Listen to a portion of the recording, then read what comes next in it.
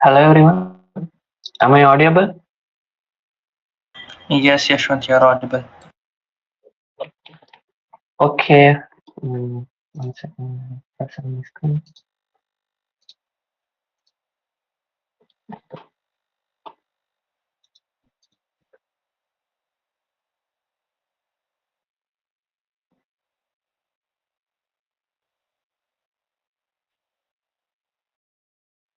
Hello everyone. This is myself Yashwant, Epoch co-lead. I welcome everyone to the Data Science Bootcamp organized by Epoch and IOTA Club of City in collab with Optalpha. We will be covering almost all the topics that are mainly required for data analyst and data scientist. We will be giving assignments and projects throughout the bootcamp, which gives you advantage in the internship selection process. This is the first day of our bootcamp, and I will be taking a bit, and after that, Jairam will continue the session. Feel free to ask questions during your session and also participate enthusiastically.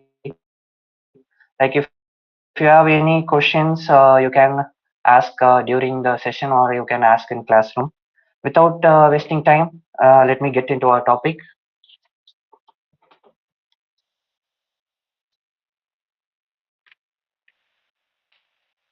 First of all, before getting into our topic, I just want to know that everyone are familiar with Python.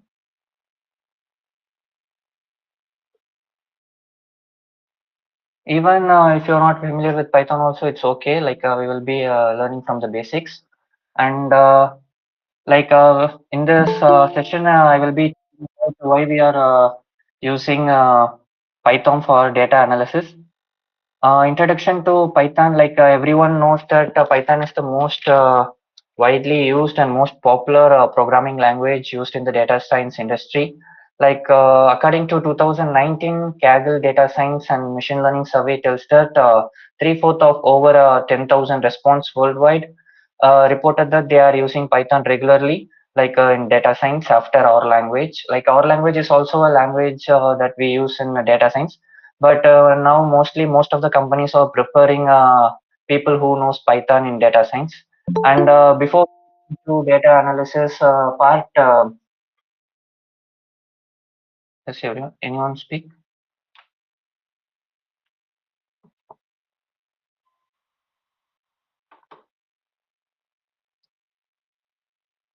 Hello. No, we can continue. It's not an issue. Okay, okay, fine. You guys Uh, continue. I'll check if there's any problems. Okay. yeah, sure, sure. Yeah. Before we have to know why we are using Python for data analysis. Like there are some basic libraries we need to know before getting into data analysis part, and those libraries are basic libraries which are definitely required for our data analysis. uh, Basic libraries that we are going to use in data analysis are NumPy, Pandas, Matplotlib, and Seaborn. Like Matplotlib and Seaborn are data visualization tools, and NumPy and Pandas, one is for a linear thing, and another one is for statistical theories, finding statistical theories. And as I said, NumPy we will be using for a linear algebra library, and we are since we will be working on data which are in CSV files, which have rows and columns, we will use NumPy to convert those into array formats. So we will be using NumPy for working with array things. And NumPy has bindings to C libraries, so it will be more incredibly faster. And most of the things are built upon NumPy only. Um, and after we looking into it, Pandas, as I already told, it is an open source library built on top of NumPy, and it will be help us for analyze the big data and make conclusions based on statistical theories. Like we will be see the data, and we will be look into the data, and we will see what are inside those data, and we can, after seeing those, we will plot the graphs, then we will come to conclusion. So we will be using a Pandas library, and it excels in performance and productivity. And also we will use Pandas in data pre-processing and cleaning, so it will allows us faster analysis. And talking about Matplotlib, Matplotlib is a data visualization tool, and we can call it as grandfather library for all visualization tools which are available now. And it was created by John Hunter. Like it is the replicate of MATLAB. Like as all of us know that MATLAB, what is MATLAB and how to work with MATLAB. And same as Matplotlib is same as MATLAB. Like you can plot a 2D and 3D graphics of our data which we are going to use. And if you are familiar with MATLAB, Matplotlib will be more easy for you. And talking about Seaborn will be a statistical graphic in Python. After seeing statistical theories using pandas, we will be plotting some of the graphs like swarm plot or distribution plot, kind of things. We will be using Seaborn library. It builds on top of Matplotlib and integrate closely with pandas data structure. And Seaborn help us to explore and understand how the data is working. And after seeing those plots, we can come to conclusion which strategy we are going to use and which solution we are going to make for this data and come up with a good solution. And these are some of the images. Like you can see NumPy has arrays, and Seaborn has swarm plots, and pandas you can see the statistical theories, and Matplotlib you can see linear graphs using this. And I hope everyone now understand how Python going to help us in data analysis by using its libraries. Thank you guys. Do you have any questions for me before we go? Just put up in comment section or unmute yourself and you can ask.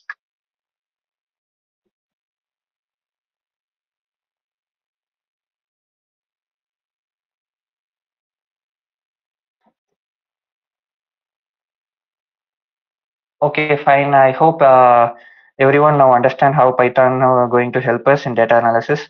Okay, I conclude my talk. After my talk, Jairam will continue with Python data structure and OOPS module. Thank you guys.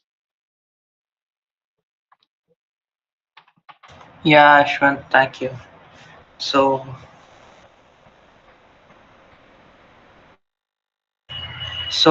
I'll be teaching you guys Python and Python data structures as well as OOPS for the next one day and today as well. Before diving into Python, how many of you guys actually have previous knowledge in Python? Just raise your hands so that it'll be easy for all of us. Okay, one.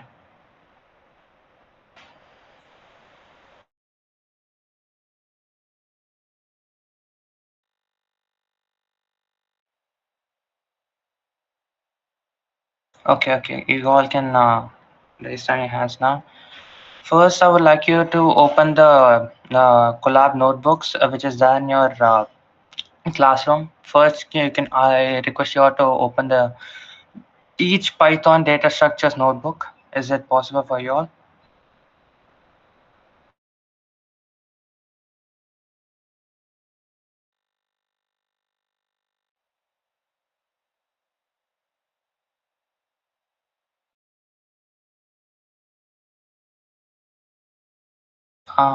Can someone tell us my screen visible to you all? It's visible. Yeah. Okay then. Um, just head on to a classroom and open this collab notebook. This opens a Jupyter notebook. Just head on with a open with Google Collaboratory and it opens a notebook.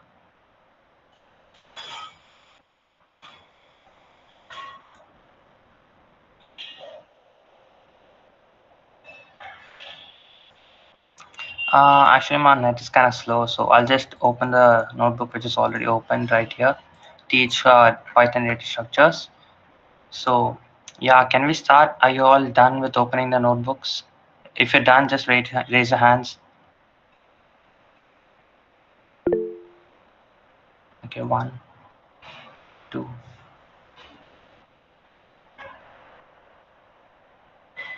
Okay. Okay, guys, if you're not able to open, just put it in the chat box. If some of you all having troubles to open any notebook, just put it in the chat box. We'll try to help you all.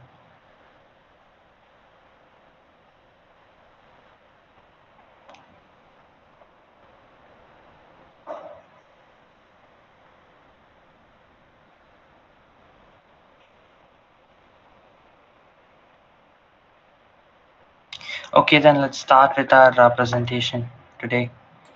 First of all, I would like to start by saying that Python requires indentation. It's an indentation required language, as well as Python is an interpreted language. And Python is comparatively slower than compiler languages. Why is it slower? Because Python's bytecode gets executed line by line, whereas compiler languages such as Java and C, their bytecode first gets converted into machine code and then it gets executed, and therefore being the faster languages. Then, if Python is actually slower, then why do we actually need to use Python for machine learning / data science? It's because Python is easy to learn, it's easy to read, and it's scalable, as well as it has extensive collections of libraries such as scikit-learn for machine learning, PyTorch for machine learning, etc. And now for the absolute beginners for Python, let's start with the basic Python syntaxes. First, comments. In Python, you actually use hashtag for commenting anything out. For example, let's say Jayaram, and I want to comment it, and it's commented. And Python variables, let's say name equal to 1. Python automatically allots its own data types such as int, str, boolean, blah blah blah. But here it's in int for now. What if I wanted to convert to string? I can just put inverted commas and then it's converted to string, and you can basically even print the name. Yeah, it's printed now, and if you wanted to check the data type for it, you can just check it as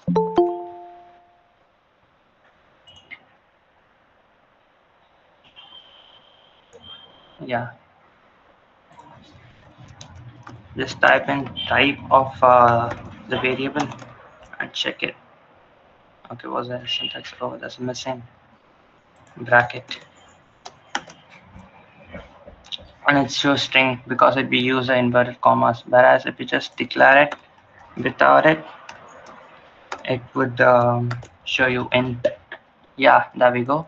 So that's the variable part for Python data, variables in Python. Now we'll be diving into the data types in Python. As we seen earlier, this is the int. We declare int by saying like directly, it assumes directly. And if you want to convert anything like let's say a string 1, and you want to convert into a int, just you can just write int in front of it and put the string inside that, and then it will be converted into int. Same goes for string as well. We actually declare a string with inverted commas and 1, and you want to do it the same int, and you want to convert it to int, you can just type num equals int of num. It converts it basically. And boolean is just same for all, true or false. Let's assume let's say number is equal to true. And note one thing is that in Python, you don't use semicolons anywhere. It's a semicolon free language. It's completely readable. And if you use semicolon, you will get an error.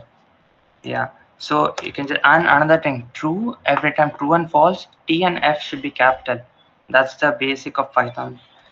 And lists are nothing but you can say it's a type of arrays actually.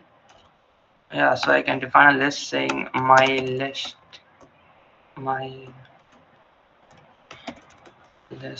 is equal to 1 comma 2 comma 3 comma 4 comma 8, and then I'll try to print it. Print type of my list.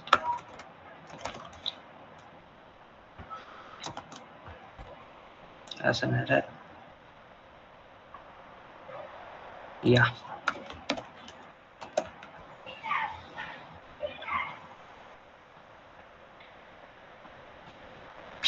God.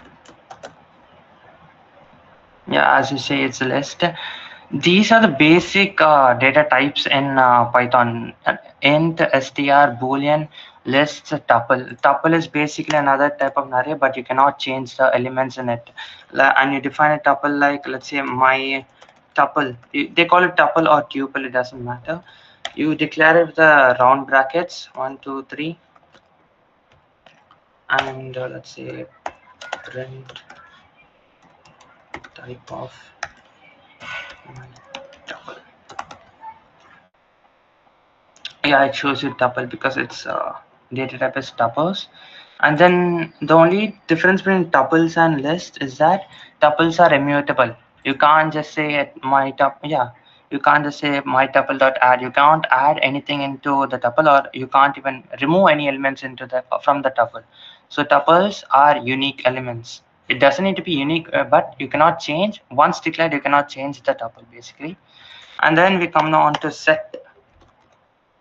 Let's say my set equals with curly braces obviously 1, 2, 3, and let's print it. Type my set. As you can see, it prints it. Set is a data type in which you can change these elements, these 1 to 3. You can change it with insert, add, and all. But in set, you can't have duplicate elements. You can't have 1 comma 2 comma 2. That's not allowed in set. You can it'll even if you assign it 1 comma 2 comma 2, it'll automatically take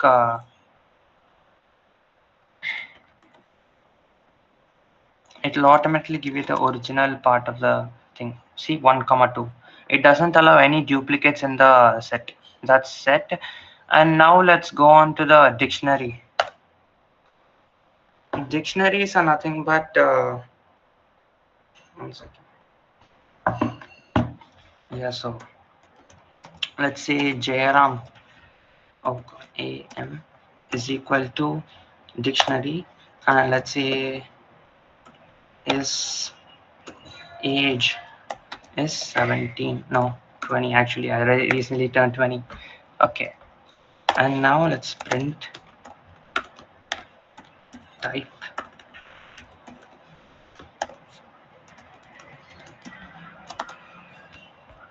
Yeah, it's just text. So if you wanna, like, dictionary is almost like a hash map. Are you guys familiar with the hash map? Just raise your hand if you're familiar with the hash map or hash table. Okay, so dictionaries are literally almost like it's basically a key value pair, right? This is the key, age is the key, and its value is 20. So it's similar to a hash map, but without the hash function and etc etc. And print statement in Python. In print statement, we just instead of like in Java we use std out. In the Python we just use print hello world, and it prints hello world. And now we go on to loops of which now we'll start for loop.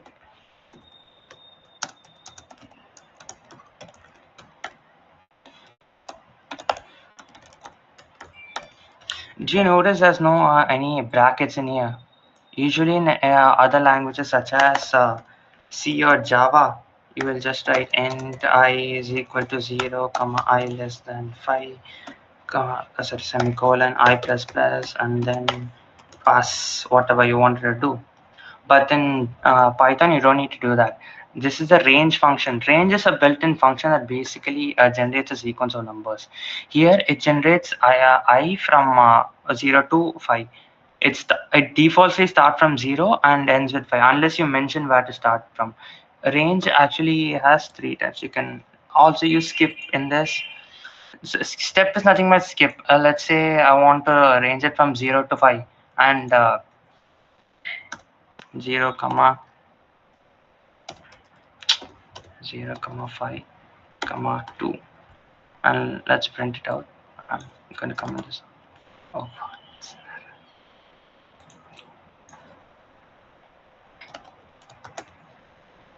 yeah, as you can see, it just skipped 2 points. From 0 it added 2 and it came to 2. 2 it added 2, it came to 4, and 4, if it adds 2, it'll go to 6, and 6 obviously breaks the condition where it needs to stop at 5. So that is the range function used in Python. Usually in other languages such as here, you just mention it here, right? you'll make it like equal to plus 2, etc. For skipping it twice. But in Python, you can just, oh yeah, it basically it's a step function which does it. And now we go on to while loop. Let's say I is equal to 0, and then while I is less than 5, I'll say print iota. There you can see, oh god, what that is.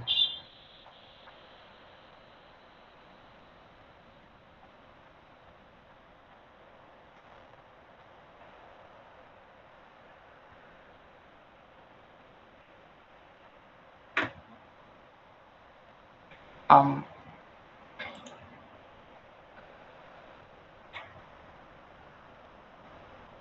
I didn't actually give the condition for I plus equal to 1.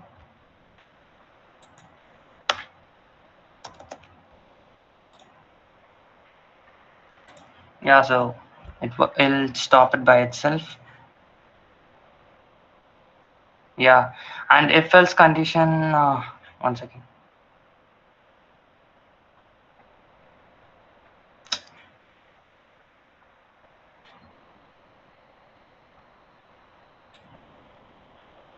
So as you see up there, I actually didn't increment the I. So it basically went with I0, and it went on to follow an infinite loop. So yeah, you should mention a condition, and my notebook is stuck.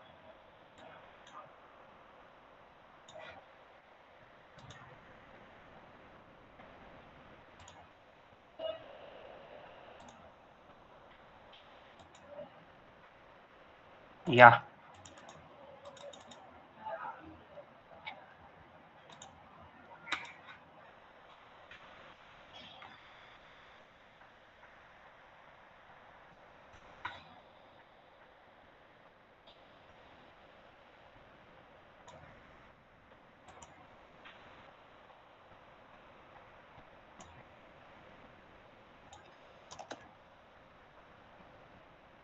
You can see iota, iota, iota, iota 5 times it has printed.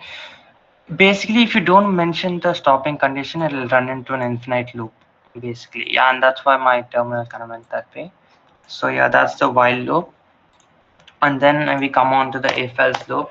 Let's say I is equal to 0,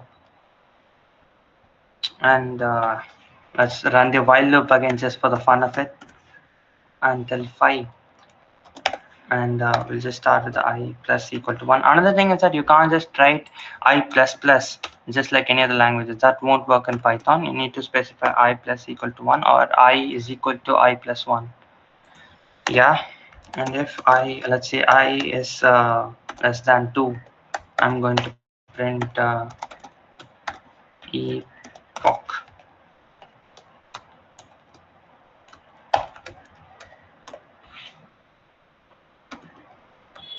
LF, and it's not else if, it's just LF. LF I is equal to 3. I'll print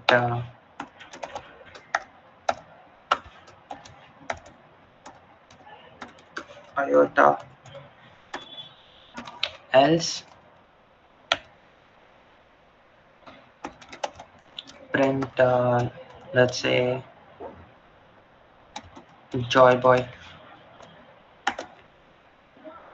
As you can see, it has printed the exactly what we wanted it to print for 0, 1, 2, 3, and for 3 we mentioned iota. It has printed iota. That's the if else condition in Python, the basic conditional statements in Python. Next we come on to the list comprehension. As we have seen up about the list, which we'll also see going down about the data structures, which is the built-in data structures lists. List comprehension is very important in Python actually, because it converts the whole process into a single line of code, and it also kind of reduces the complexity. So this also does the same. This runs.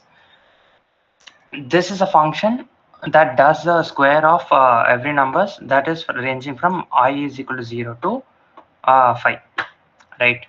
0 to 5. So 0 square 0, 1 square 1, 4, 2 square 4, 3 square 9, 4 square 16. This would actually be like this is nothing but a list, empty list which is square, and then for I in a range 5. Oh god.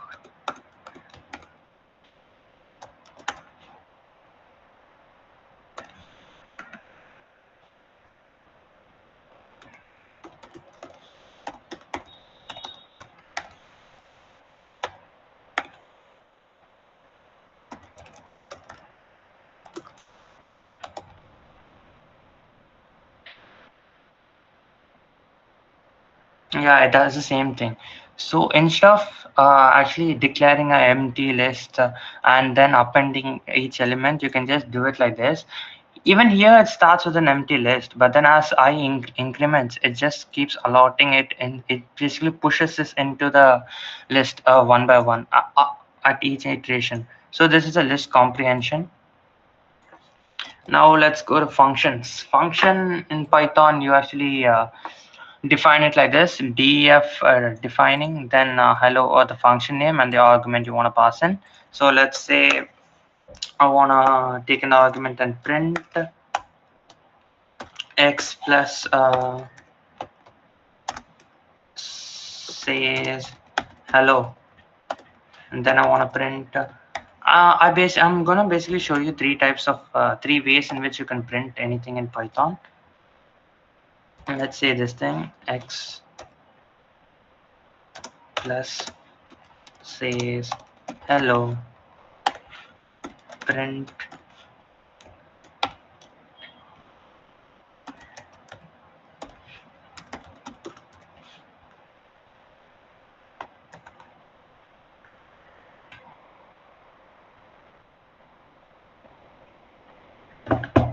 says hello, and in dot format I'll just write x.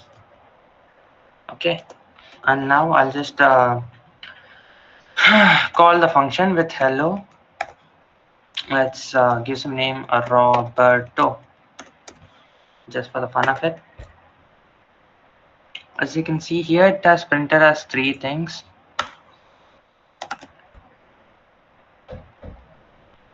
These are basically three ways to print anything. This is the common way which we all use, plus which is nothing but concatenation. This takes in a string and concatenates with the other string. This is one way of printing anything in Python. Next is the f-string method.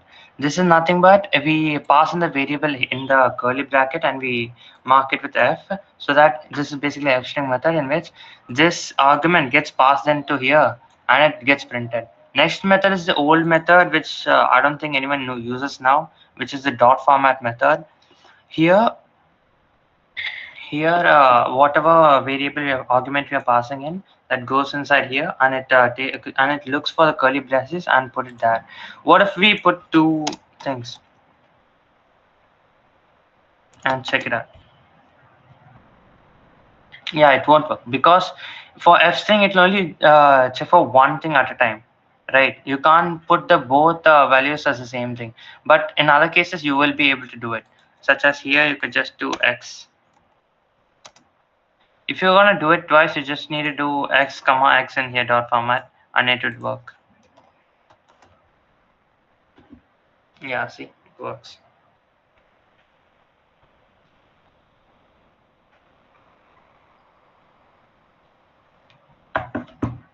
And then we dive into basic data structures. Before that, I would like to ask you if you have any doubts. Please raise your hand and I'll try to resolve it. Anyone?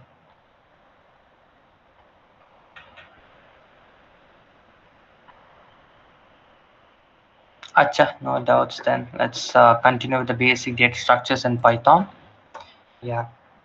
So the basic data structures in Python. Data structures in Python is divided into two types: built-in data structures and user-defined data structures.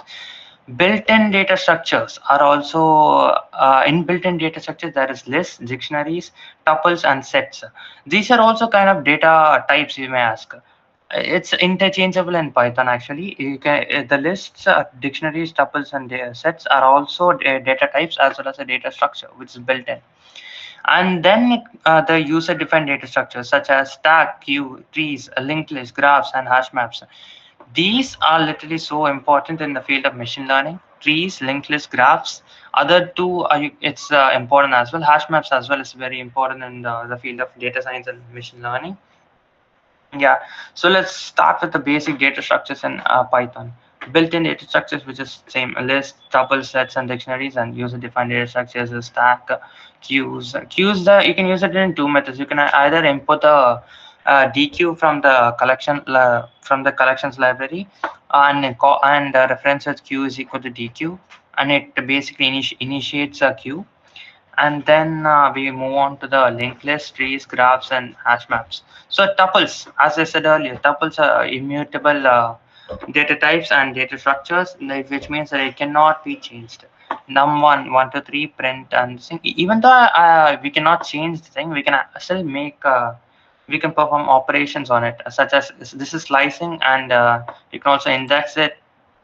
You can index it to 0 and just check. It'll return 1, which is the first element of the tuple. Yeah, so if I wanted to add something, let's say dot append, which is a method to add anything into a list. Let's say 3. It'll not do because it's tuple has no attribute called append. Tuple is immutable, so you can't perform any other operations on it other than slicing and indexing. The use case of tuple is that since it is immutable, you can use it anywhere. Like if that's a data set, and let's say you don't want to change anything in the data set, and you're passing through some some models. If you use tuples, you can guarantee that there'll be no changes in the data set. Otherwise, that corruption can occur in the data set as well. Yeah. Next, we move on to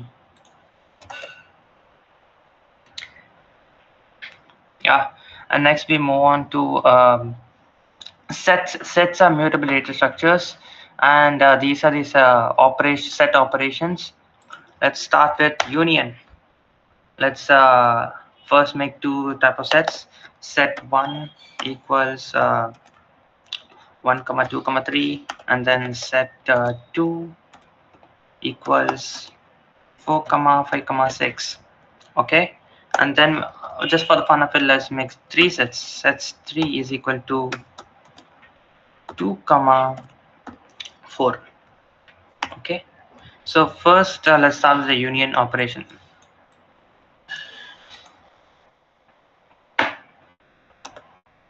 Union operation nothing, it's nothing but the OR operation.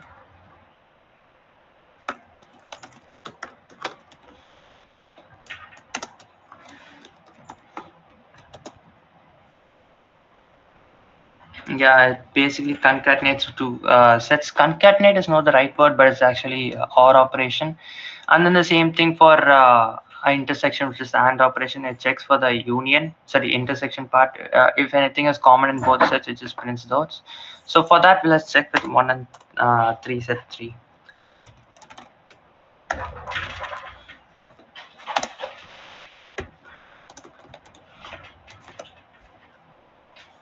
Yeah, it prints 2 because here 1 to 3 and here 2 4.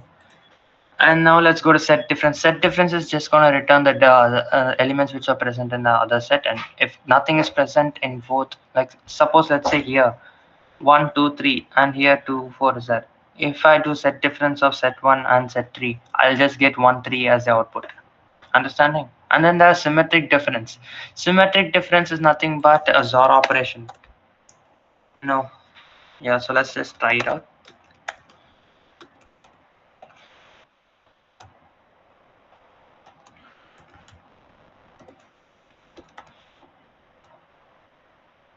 Let's take set 3.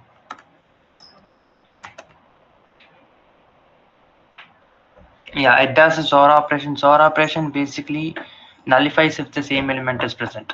Here 1 2, like 1 1 nullifies 0. If it is 0 1, it gives 1 or 0. Exactly. So here 1, nothing is there, so here it prints 1. 2 is present here, so it nullifies 2. And then 3 4 is it just present, it just prints here. And then there is subset. These are two boolean uh, mm, operations present in the set. Is subset basically like if S is set1 dot is subset, it'll check if S2 is a subset of S1, and if it's true, it'll return true, and if it's false, obviously it'll return false. And this is superset. This is again a boolean operation. If S1 dot superset S2, if S2 is a superset of S1, then it'll return true, else false. And then let's move on to lists. Lists is again a main data structure in Python. It's basically an array. Arrays are pretty useful everywhere. Every time you pass a data set, you pass it as an array. Yeah, for testing every purpose, arrays are very important, and thus lists are very important. Lists are mutable data structures, which means you can change the array or lists. Yeah, and then these are the operations of the list. In this, you can append nums3 dot, and I would want to print everything, so print num3 dot append 6. What?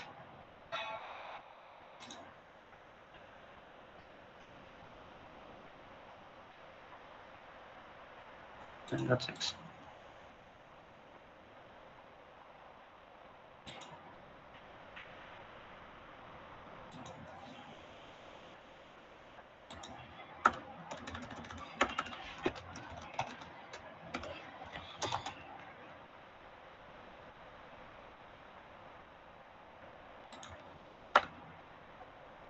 Okay.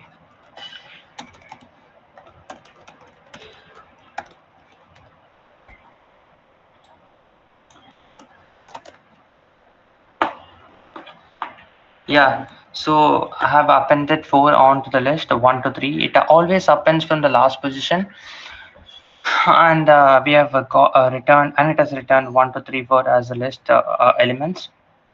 Insert is again the same thing, num3 dot insert. In this, you can pick the index and which you want to insert in. Let's say 1 comma 6, and then I would like to print the num3.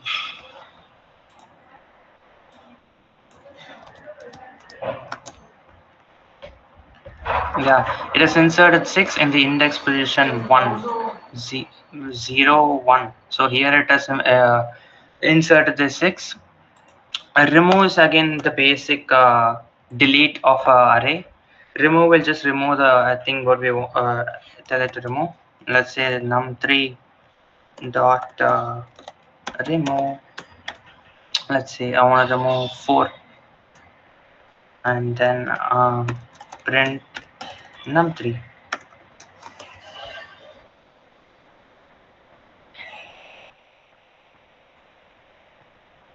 Okay, I've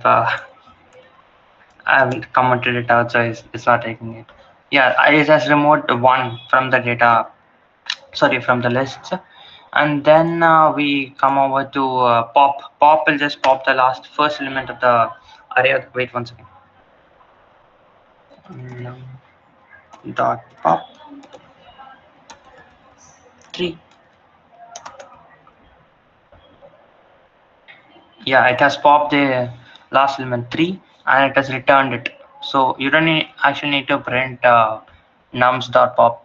Pop will automatically pop the last element and print it off. Then clear will just clear the list.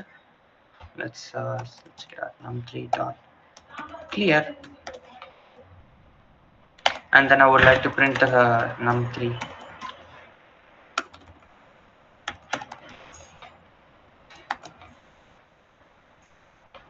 Yeah, as you can see, the list is now empty because we have used dot clear. And now let's go on to I will comment this out because I need the list, and this as well. Yeah, so now 623 is the are the elements in the list. So now for let's just add two more elements into a list. Num3 dot append 4, num3 dot append 5, print num3. Yeah, so we have added these elements. Now let's start indexing and slicing. Indexing is basically it returns the element from that index. Uh, let's say print. I want to print the index value of. Let's say I want to print the element at the index 2 of the nums. Let's say 6 1 0 1 2 3. 3 is the second element in the list, and it prints out the 3. Yeah. And now let's go to slicing. Slicing is basically it gives you a subarray or a subarray basically. Let's say I wanted to do 1 comma 3, right? Let me just do it. The graph. It's my num3 print.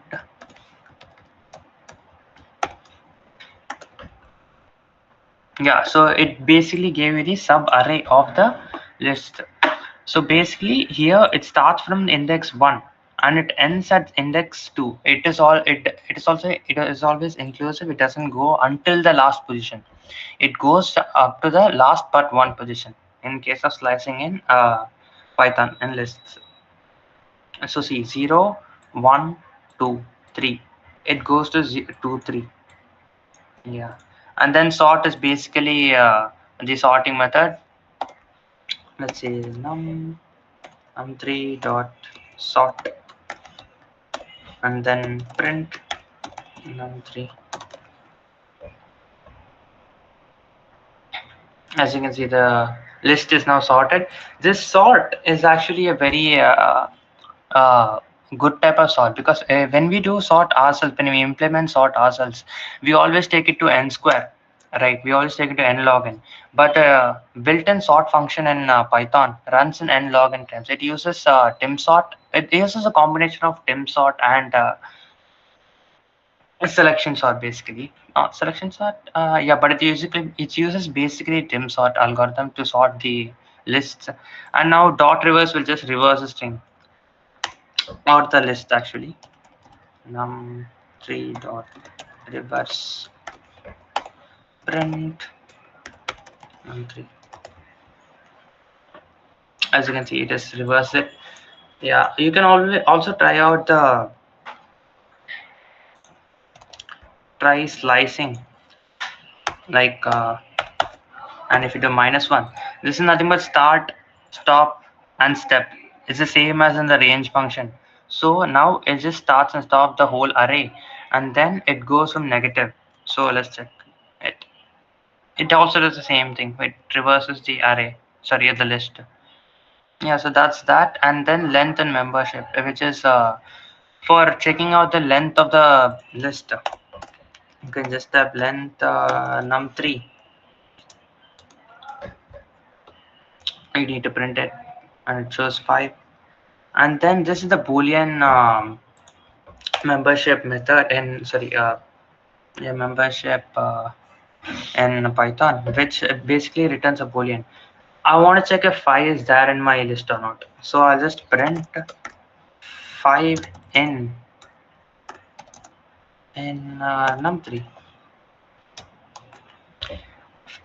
This basically what it does is that it traverses the entire array looking for this element 5, right? In property is nothing that if it will check if it is there in the whatever you have mentioned. It's basically so human readable, and that's why Python is so popular. It checks for it. It travels through the list and checks, and 5 it matches at 5, so it returns true. And now let's go to dictionaries.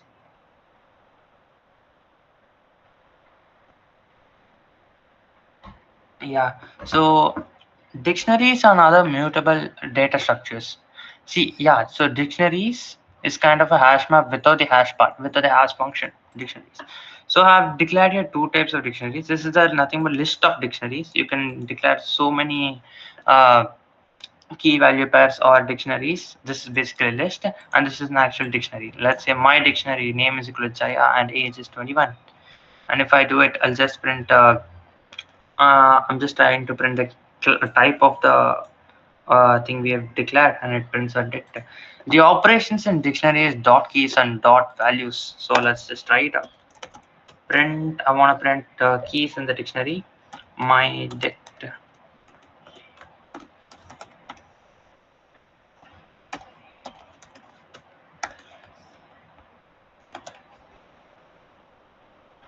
Yeah. So in this dictionary, I've basically mentioned key. The keys are name and ages. Right. So it just prints the key and the keys here. Suppose I want to just print the values here. Print my underscore dict to dot values. Now it just prints the values in the dictionary, which is Jaya and 21. To here, Jaya is a value and 21 is also a value. Dictionary is nothing but key value pairs. Just remember that thing. Dictionaries are nothing but key value pairs, just like hash maps. Hash map is also a data structure that deals with key value pair. Every key will have one unique value, and every value will obviously every key will have one unique value, and vice versa is not possible. And dot items will return both the key value pair of the dictionary. My underscore dict to, let's say, dot items. Yeah, it returns with a key value pair saying name, which is one key, and it returns a corresponding value for that key, Jaya. And then age is a key, and it responds and it returns the corresponding value for that key, 21. Now let's go on to the user-defined data structures. First, let's start with stack. So in stack, it's basically push pop first in first out. Let's say C goes in first in the stack, it comes out. The operations in stack are push pop, peek, and SMT is not an operation actually. We have just implemented here. Yeah. So stack, it goes one directional, right? If you put in C, you can't take A out of here. So it's not actually a list, but it is a type of list with one. What do you say? With only one direction outside and inside. It's a type of that list. Yeah.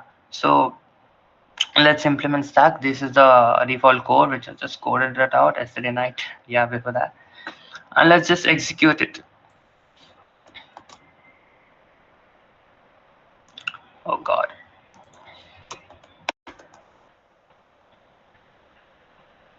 Yeah. So let me just explain this. I guess you all will be familiar by now because most of you have done your DSA course in the second sem. Yeah, so push is basically appending to that list. See, appending it appends to it. In every time we use any data structure in Python, we always define it with a class because it's a oops concept which will be covered later, and it's very very important. Yeah, so I'm doing self dot list dot append. Any item you put in here, like 1, 2, or 3, it'll be pushed into the stack.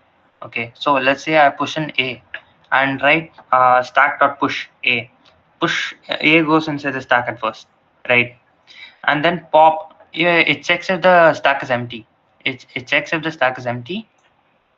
If length of the stack is 0, then it length of the items is nothing but a list here. If the length of the items is 0, then it returns empty.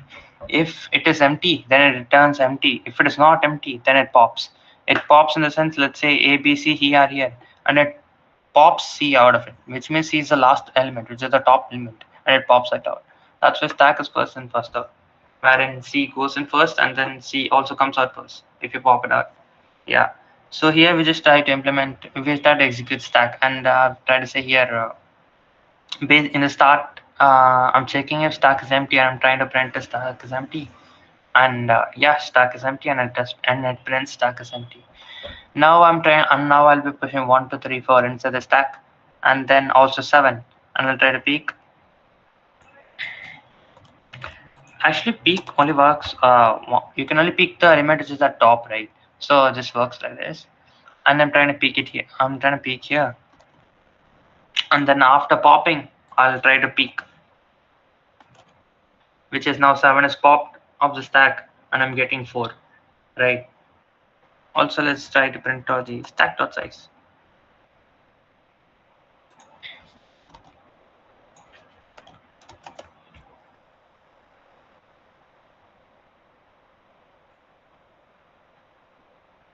Oh, sorry, stack is last and first out. I just missed it.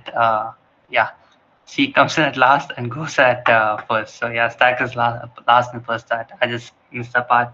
Sorry. Yeah, now let's go on to the queue data structure.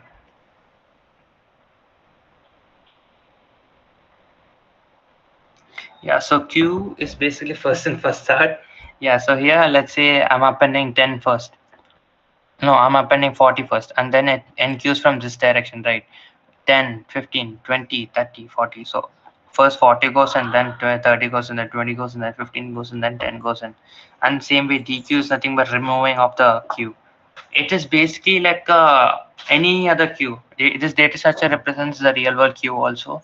Yeah, there is multiple variations of this queue, which is cyclic queue and other types of queue, priority queue, which you have studied in your course work, in coursework. Yeah, here also it has this almost same thing. Here also I'm implementing it as a list first, as you can see. That's why I say list is very important, because it is the basic of every other data structure, and every other thing. It's very basic, which is very important here. And then I'm checking if it's empty, and if it's empty, I'm returning it as 0, and then NQ operations, in which I'll be appending to the list, and for DQ I'll be popping of 0. As earlier we have studied that in list pop will return, yeah, pop will return the last element. Here we did pop, do you remember? So it 1 to 3 and it popped 3, and it returns the last element, which is exactly how queue works, first in first out. 40 goes in first, so 40 goes or last, cheap first. Yeah, and then peak is also, it's not really a thing, but then I've implemented it. Let's just implement this, execute this. Yeah, so I've enqueued 1 at first, and then I've enqueued 2. So when I use peak here, it enqueues, yeah, so you get 1 out, because 1 is at the peak now. Understanding? Let's say here 1 and 2, right? So 1 is at the front of the queue. So you're able to see so you're able to see 1 as the output. Now let's DQ and then try to peak. DQ will actually send out 1 outside, right? Yeah, as you have seen, 2. We have now the top of the first, the front of the queue is 2. So you're able to see queue 2. Then let's go head over to the linked list. Yeah, linked list. Linked list is also very important, because without understanding linked list, you will not be able to implement trees and graphs as well. So yeah, linked list is basically um, a data structure where you'll be having a data and a pointer to the next address of the data, right? It's a node basically, and here the data is there, and here the next address of this data node will be there, right? So in linked list there's only 2 operations. Actually there are inserting and deleting and displaying the queue. So 3 operations in a linked list. Yeah, so in the append method I'm just checking if head is none, and I'm just putting in the new one. I'm just allotting it. I'm just appending to it. You can also implement multiple. There are multiple ways to insert elements into the linked list. You can insert it in the first place, or else you can insert it in the last place, which is just appending, normal appending, or else you can even implement in the index at a certain index. Let's say here 11 and 18 are there, and I want to insert 15. So what I will do is that I'll take this pointer, 200 pointer, and I'll point it to my 11 node, I'm sorry, 15 node, which is what I'm going to which I want to insert it at this index, right? And I'll and whatever address I have at 15, right, that address which is also called dot next, which basically gives the address to the next node. That address I'll point to the 18 node, right? Node with data 18. In that way, I'll be able to insert that 15, insert that node with data 15 correctly here. Another thing is the linked list is not continuous memory allocation, so linked list is actually slower than any arrays. But in Python, the list is also slow because list also doesn't use any continuous data storage. That's why we use NumPy module. In NumPy module, you can actually get arrays, right? np.arrays.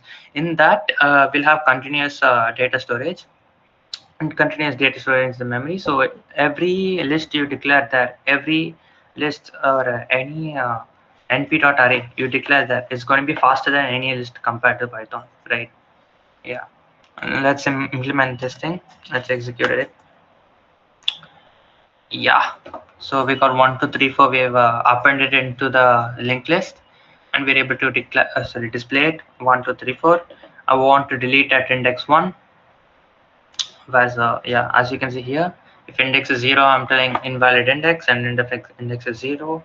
Sorry, if index is less than 0, I'm printing it out invalid index, and index is equal to 0. I'm returning to the first head. Head is defaultly at the first index 0. Head will always be here, right? And in linked list traversal, it'll always start from the first index 0, and it'll continue to the last one. That's how we do traversal and linked list. You can see right here. Yeah. And then after deleting the first element, which is 2 0 1, and then that element at index 1 is deleted, and I've displayed 1 2 3. Now let's head over to trees data structure. In trees data structure, I've basically now implemented the binary tree data structure, but there are multiple different types of trees. You can have multiple each root can have multiple children. Here, let's say 7 2. 7 can also have children as 2 3 4 5, then 6. It can have multiple child nodes. Yeah, so that's that.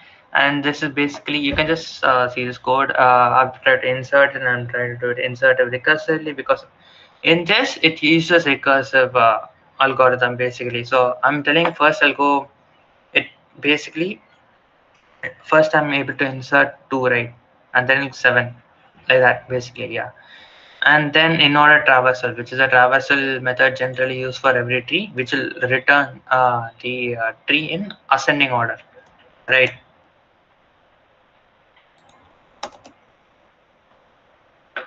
Yeah, so I've done the in order traversal, and I've got, even though I've inserted the elements in not in an order, 1 5 4, the tree will binary tree will automatically hide balance it and balance itself, and return in order and in a ascending order, right? Now we come to the last data structure, which is graphs. Graphs is also very important because it plays in it gives you information about the adjacent what is it called, adjacent nodes. Like let's say Dijkstra algorithm, right? Let's say you want to find the distance between let's say Whitefield to Indiranagar, right? And you want to find the time it takes to go to Whitefield to Indiranagar. Let's say A is Whitefield, and okay, in order to avoid confusions, Indiranagar and Whitefield are two areas in Bangalore, right? So A is Whitefield, and C is Indiranagar, right? You can traverse in A to B and B to D and D to C, or you can traverse from A to E, E to B, and B to D, and then to C. But using algorithms such as Dijkstra algorithm, which you will every node will know address of each other node, right? The cost it takes to go to the end node. So it will automatically tell. Suppose if, let's say, this weight is 1 and this weight is also 1, the edge weight is 1. So it'll automatically say I want to go from let's say metro route, right? I'll take a metro from Whitefield, and I'll go to Puram, which is another area, and from Puram I'll go to Indiranagar, right? This is the shortest path, and it's the shortest path is done through metro route, right? And that's how graphs are important in the field of AI, machine learning, everything in general. Graphs are very important, right? And this is the basic graph implementation. Yeah, so here it basically says that 1 2 are neighbors, right? And 1 2 is also a neighbor of 4. 2 1 are neighbors, and basic neighbors in the sense adjacent nodes. You're understanding? Let's say what are the neighbors of A? B and E are the neighbors of A, right? Which is the adjacent node. D is not a neighbor because it's not the adjacent node. Yeah. So it basically implements that way. Yeah. So that's the introduction to the basic data structures of Python. I hope you all are clear. If any doubts, please raise your hand. Uh, I'll clarify the doubts for you guys.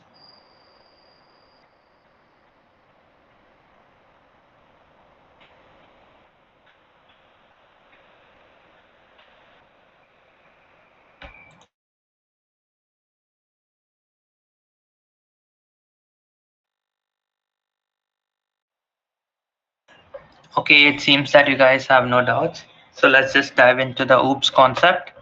Yeah. So what is OOPS exactly? Yeah. OOPS is nothing but a model in which you can organize the data of and the functions in the logic, right? Suppose let's say you have your attributes. Let's say you're a male and your age is let's say 20 or 18 or 19, and let's say you like strawberry ice cream.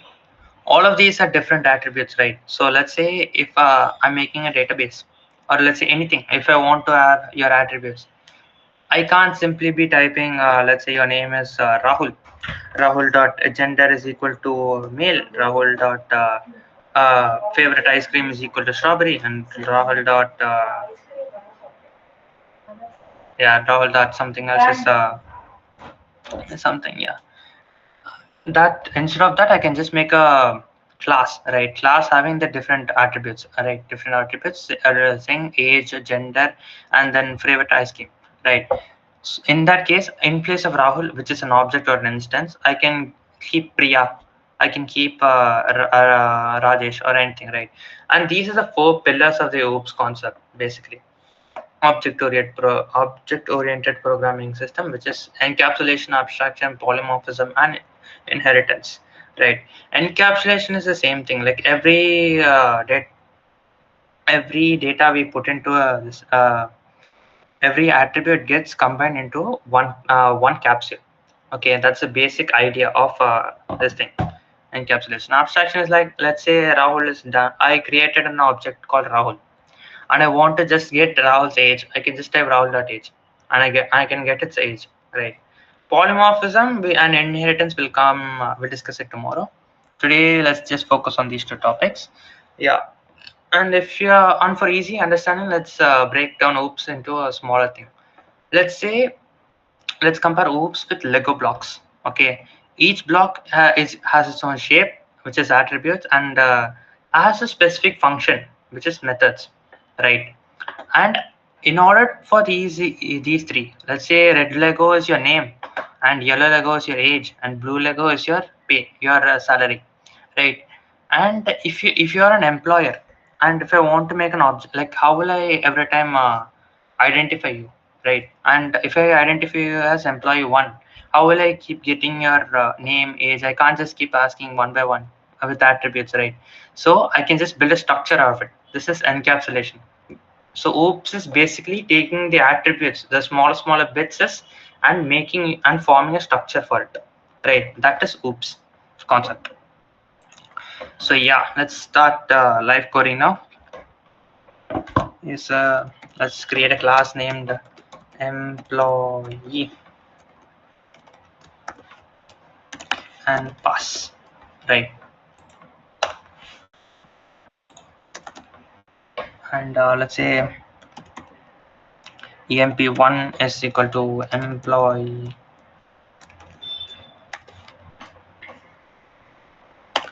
Okay, and then let's print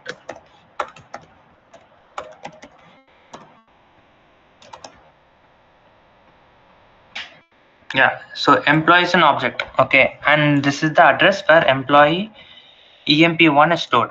Okay, so now let's just say emp1 dot name is equal to, let's say, Jaya, and emp2, sorry, emp1 dot age is equal to 20, emp1 dot what's it called, pay is equal to 2000. Yeah, yeah, so and then let's try to print all this.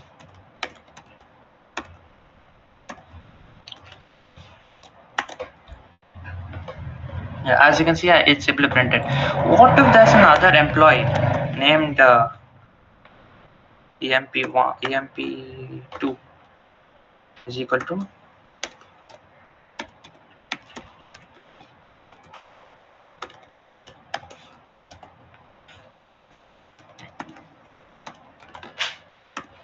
let's say that employee 2 is Ram, and I want to print its name.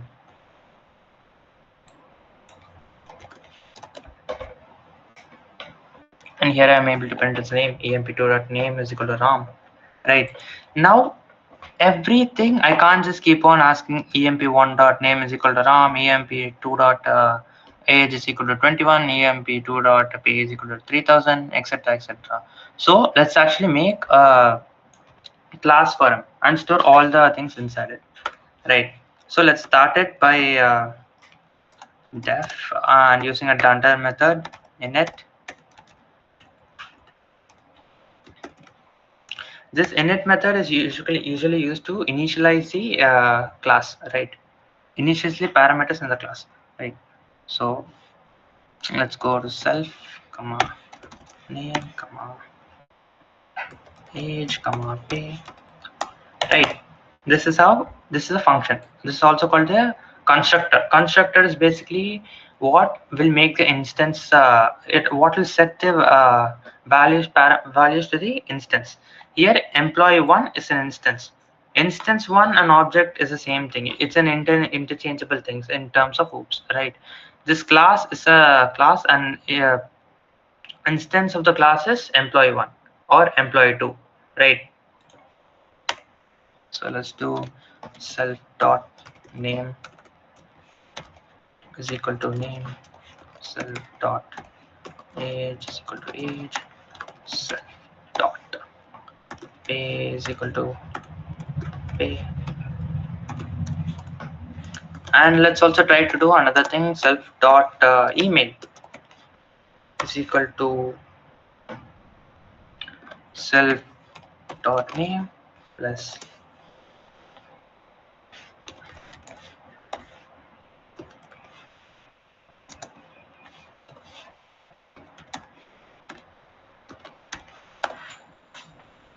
and let's yeah, this is basically enough. So let's make another employee. Employee 2 is equal to employee. Oh god, yeah, and then let's put in his name as Jaya, comma 21, comma 2000,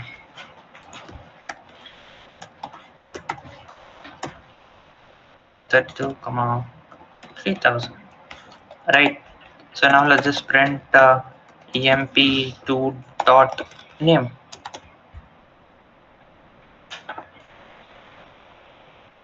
It's the error.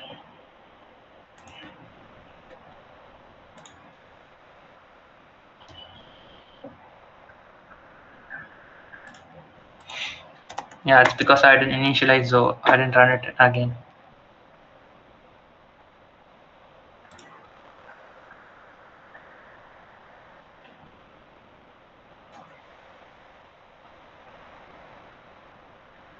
Oh yeah, so basically here, which I should have told you before itself, this thing, and even though Python automatically allows its data types, here we have mentioned 21 and 2000, which automatically takes it as int, right? But here we have just used it as normal string concatenation. String concatenation will not just concat two things, right? So we have to use str here to convert these int values into string, right?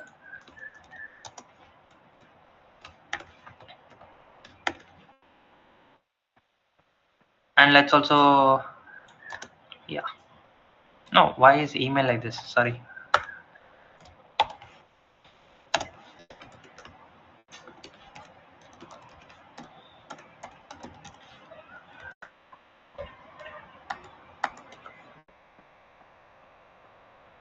Yeah, now if I want to print out this email,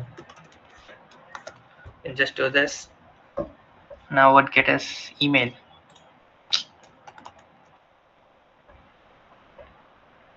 Yeah, so ram.gmail, we've got ram.gmail, and let's just make a static method very soon.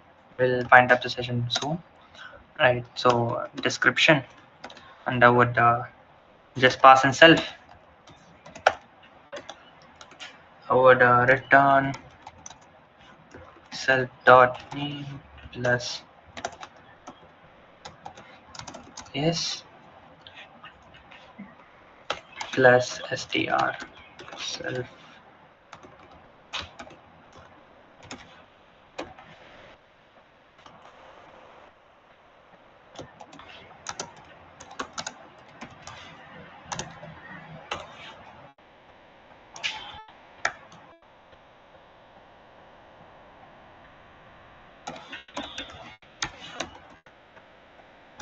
str. I just pass it, and then use a description method. This would describe Ram is 32 years old and gets paid 3,000. Ram is broke, but then this is a static method in the class. Let's define the terminologies again. Here, init methods. The init method is also called as the constructor because it initializes each parameter. Name is a parameter. Initializes to the class dot self, right? And then these are the static methods, right? The def dot this is a starting method, right? Now let's move on to class variables, right? Yeah. Class variables. What's the time?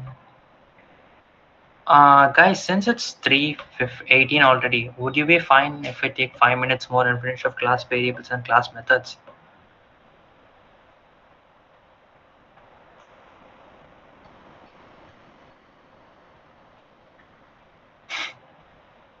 Okay, thank you, Sujit. Let's continue. Yeah, so let's define a class variable, right? For the first, let's think of a class method. Let's say I want to apply a raise for these employees, right? I want to increase their salary, right? So app apply raise, and then I'll pass in self. Okay. Class employees, class variables is the variable that is defined inside the class, right? Right. You can't.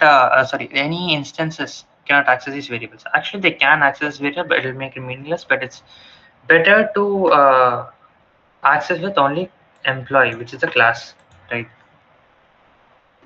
Say raise amt is equal to 1.10, which is the raise amount I'll be giving to my employees as a speed pause, right? So return,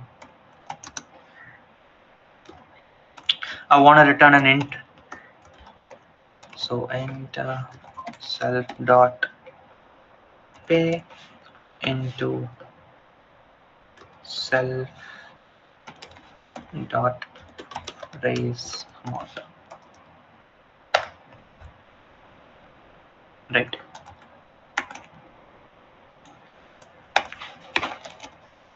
Let's say print emp. First I would like, yeah, emp2 dot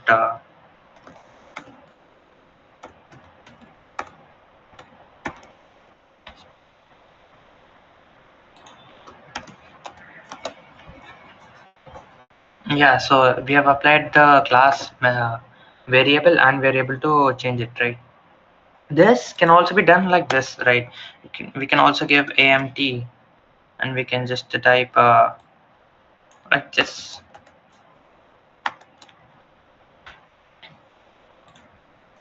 Yeah, this won't work because class variable is 1.10, and we just can't pass in like this. So actually this will also work.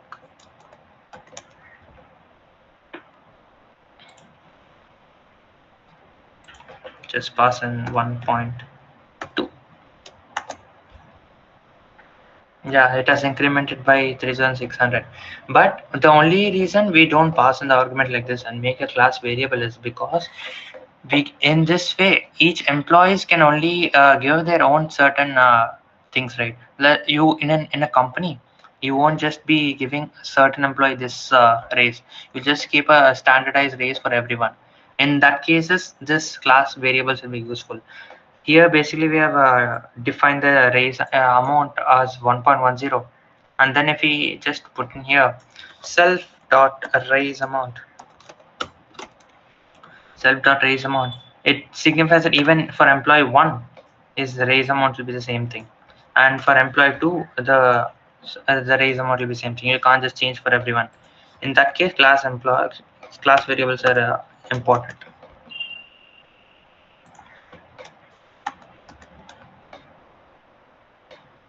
Yeah, so yeah, this employee 1 got a raise of 10%, and his salary went from 2000 to 2200, right? So this is class variables. Now let's go to class methods. All right, class methods are nothing but these are static methods, right? And anything I want to change inside this class comes in a class method. Let's say I want to change this raise variable.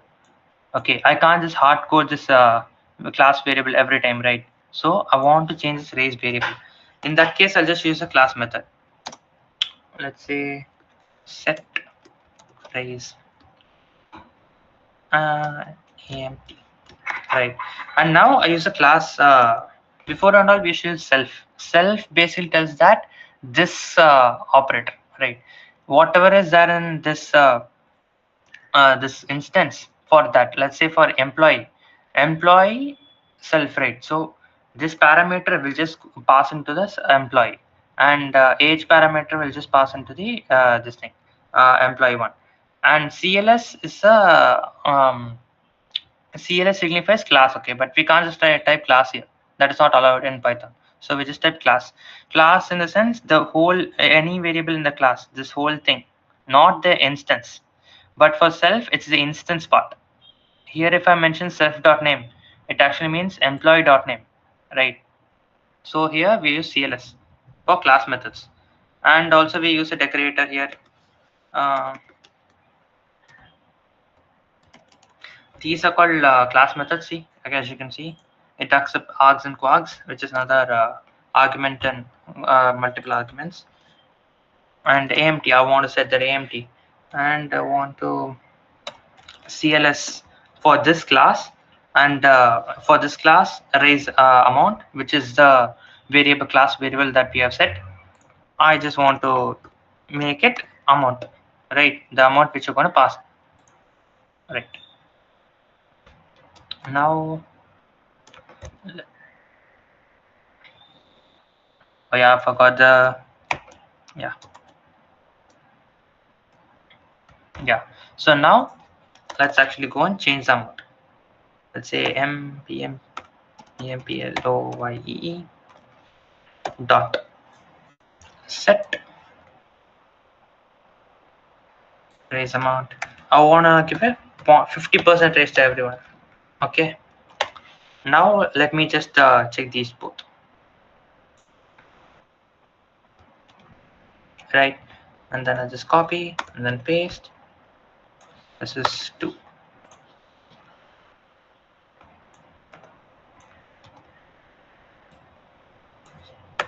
And also let's this is for apply raise, and then this is to test class method, right?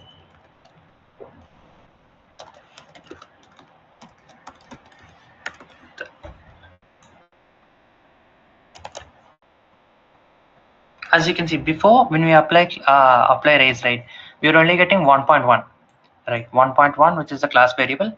Here it's multiplying with self dot pay and self dot raise amount, and we're getting 2200. And for this also we're getting only 3300. Right. But then when we are actually changing the class variable, employee dot set a raise amount, and we are equating to 1.5. We are incrementing it by 1.5.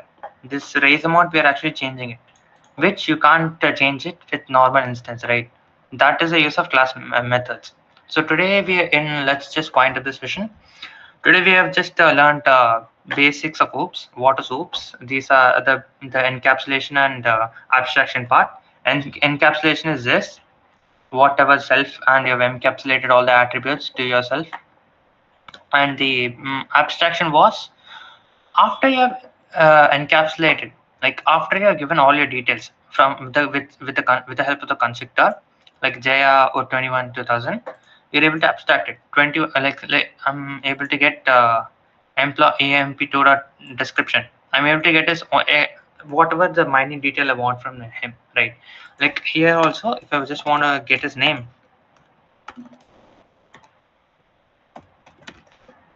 I'll be able to get his name, Ram. Yeah, that is abstraction, right? Let's and then we discussed about class variables. This is a class variable which is only unique to the class. You cannot change the class variable, right? You can only, in order to change the class variable, you need a class method, right? This is a class method, but you can change the instance variable. These variables you can change. You won't have any problem. Yeah. So today we have only discussed these things. Class first the oops part, normal part, the class declaration part, and the objects and instance, which is the same thing. Instance is also called as an object, it goes vice versa. And the constructor part, where I'm passing Jaya 21 2000, it goes into that same variable. Here instead of self I can just use let's say animal, right? And I say animal. Oh no, animal is so big, so let's just try Annie.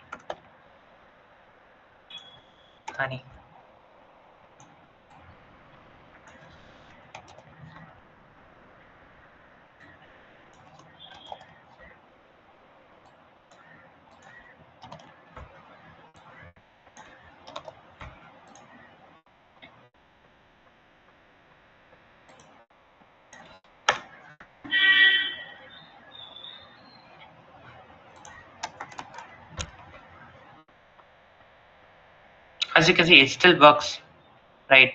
This is the intention for a class method. That doesn't matter. You can also pass in like this. You can also give any name you want, but then it's not recommended to do that.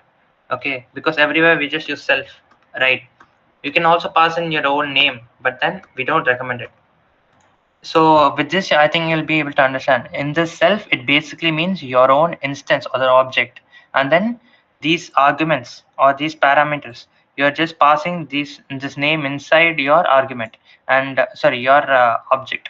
Your let's say object is empty, right? You're giving it a parameter or an argument, saying object dot name. Then you're giving object dot age. Then you're giving object dot pay. This is OOPS part, which is basically encapsulation and abstraction today. Tomorrow we'll just discuss about the rest of polymorphism and inheritance, which is literally the important part of OOPS, and as well as NumPy. Yeah, so any doubts, guys? I think we can wind up for today. And also any remarks, kindly please drop down in the chat box.